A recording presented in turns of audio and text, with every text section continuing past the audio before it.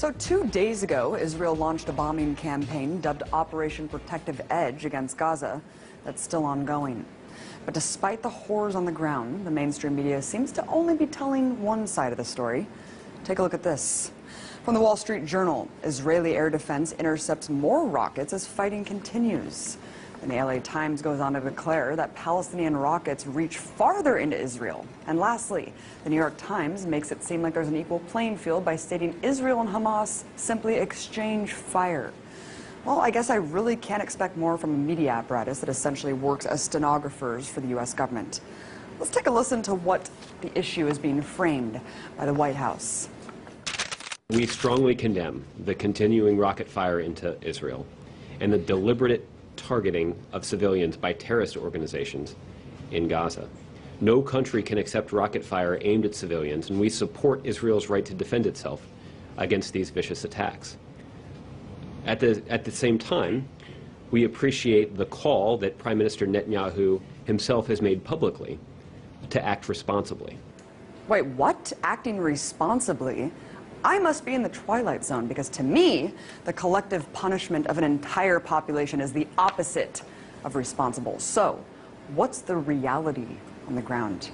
Well, just in the last 24 hours, Israeli forces have conducted airstrikes that have struck 160 sites in Gaza, according to the IDF. In total, 550 sites have been bombed. And considering the fact that Gaza is one of the most densely populated places on Earth, with over 1 million inhabitants, any aerial strike conducted in the region almost certainly means civilian deaths.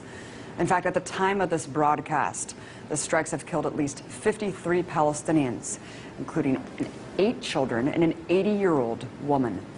According to the Palestinian Minister of Public Works and Housing, at least 50 homes have been destroyed so far and 1,700 damaged. So when the IDF talks about hitting, quote, Hamas targets, remember that Hamas is the democratically elected leadership of Gaza, which could mean any government building or social services for Palestinians. So while the U.S. government can go on and on about Israel's right to defend itself, take heed of the increasing death toll in Gaza and the fact that no Israelis have yet died as a result of Hamas rockets. Look, I denounce deadly force on both sides.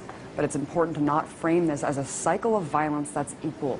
One is the colonizer oppressor, the other, the colonized oppressed. As IDF General's son Miko Piled said just yesterday on the show, there are 2 choices for Palestinians in occupied territories: to completely surrender or resist. And resistance is what we're seeing now. I'm sick of my Palestinian friends losing their friends and family every time Israel goes on the offense against innocent people living in an open-air prison.